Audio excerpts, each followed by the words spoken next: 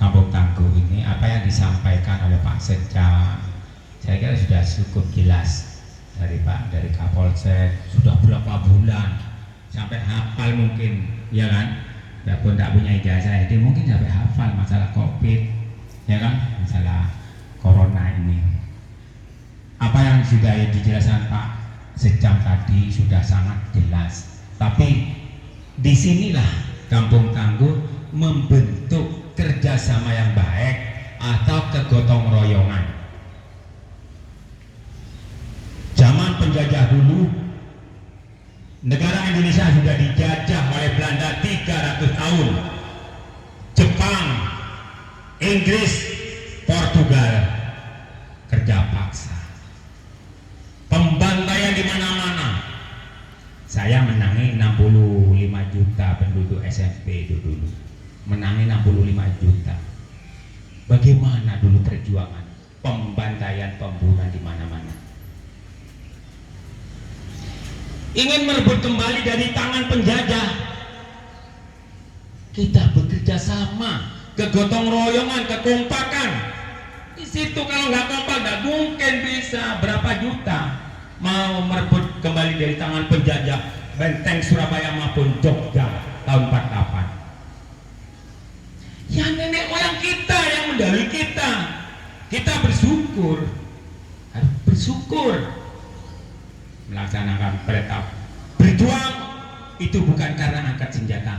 Para bapak-bapak, ibu-ibu masyarakat ini mencari nafkah itu namanya berjuang. Pegang cangkul berjuang, yang pegawai-pegawai berjuang, yang petani-petani berjuang, pedagang-pedagang yang bagus itu namanya berjuang, bukan karena angkat senjata. Ingat, kita hanya melaksanakan, hanya mencari nafkah dan mengisi hari kemerdekaan harus laksanakan dengan baik. Utamanya dirikanlah bendera itu. Kamu tidak ikut perang, bapak-bapak tidak ikut perang. Kalau cuma bendera dan naik itu terlalu. Ya memang sekarang belum terasa. Itulah. Kalau nanti sudah ada terjadi benar, kalau perang itu pasti terjadi. Perang Asia pasti terjadi. Pasti akan terjadi. Kalau tidak ada kegotong royongan, kekompakan, kerjasama, mustahil akan memenangkan mereka. Apalagi sekarang alutsista alat tempur sudah lebih canggih. Makanya di situ dikatakan TNI bersama rakyat kuat. Artinya mari bekerja. TNI bekerja bukan karena sesuatu, tapi karena hati nurani untuk menyiapkan perang gerilya maupun perang berlarut. Disitulah kalau perang konvensional tidak mampu, saja alat tempur batalion tidak mampu. Inilah nanti akan perang gerilya bersama-sama di hutan. Ya disinilah satu-satunya dibentuk Kampung Tangguh ini, kegotong royongan, kekerjasamaan. Ada berapa elemen untuk bersatu, bergotong royong, kerjasama? Ada 5 elemen. Yang pertama, umaroh. Umaroh itu siapa? Kepemerintahan dari presiden sampai lurah itu namanya umaroh. Di dalam umaroh itu ada ulama. Ulama apabila umaroh pemerintahan presiden maupun Pak Camat, siapa wali kota, bupati, ada kesalahan nyeleweng, ada kekurangan yang tidak bagus, yang umaroh ini, ulama ini yang mengingatkan. Karena negara kita ini yang jadi pakeman, jadi pedoman itu adalah ulama. Cendekiawan, pemikir, cendekiawan, guru, dosen. Pak Camat itu, Pak Camat itu cendekiawan juga. Cendekiawan, pemikir, ya kan? Pemikir juga mikir Kampung Tangguh bagaimana supaya berdiri baik, melaksanakan dengan baik. Itu. Yang keempat, para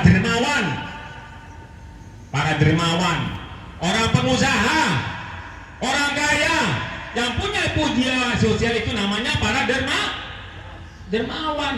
Kaya punya pabrik tapi tidak mau bantu sini. Punya pengusaha tidak bantu, itu bukan dermawan, tidak ada jiwa sosial. Disitulah. Mari kita Yang terakhir, aparatur.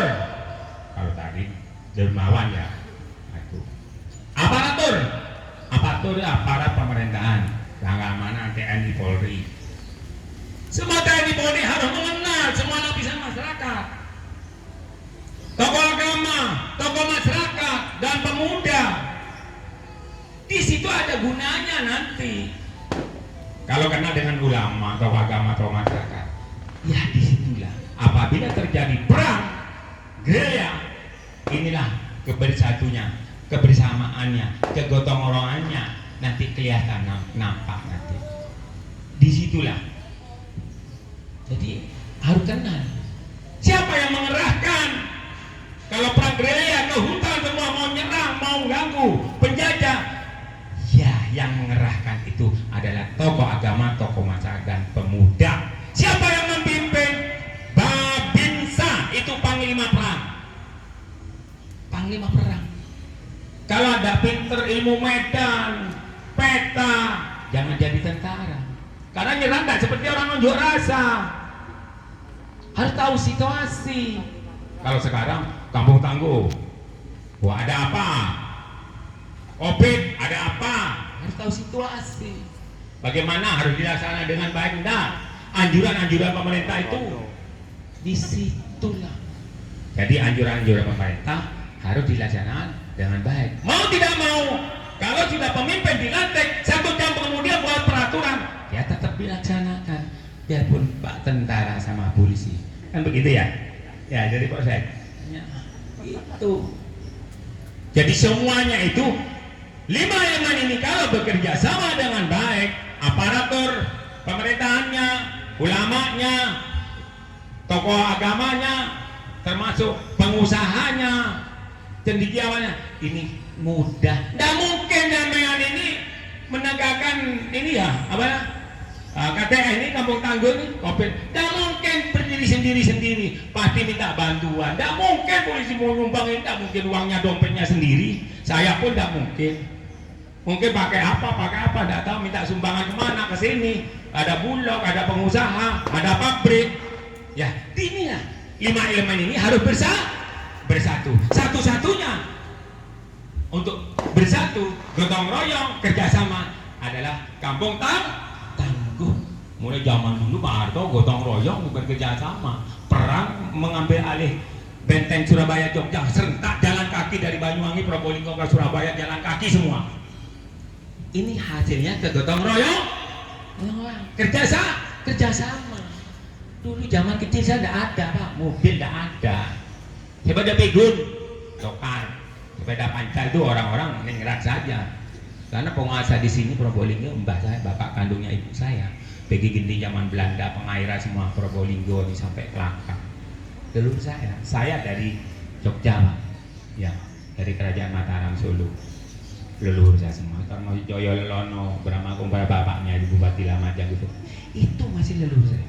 Jadi saya tahu cerita ini karena dari cerita leluhur. Mari kita laksanakan kampung tangguh ini yang baik. Masalah Covid, Corona ini, Covid-19 ini laksanakan dengan baik. Saling tolong menolong, saling mengingatkan. Aku pakai masker, jaga jarak, saling mengingatkan. Ini namanya gotong royong, kerjasama. Ini ya biar ngerti sedikit apa gotong royong, apa kerjasama.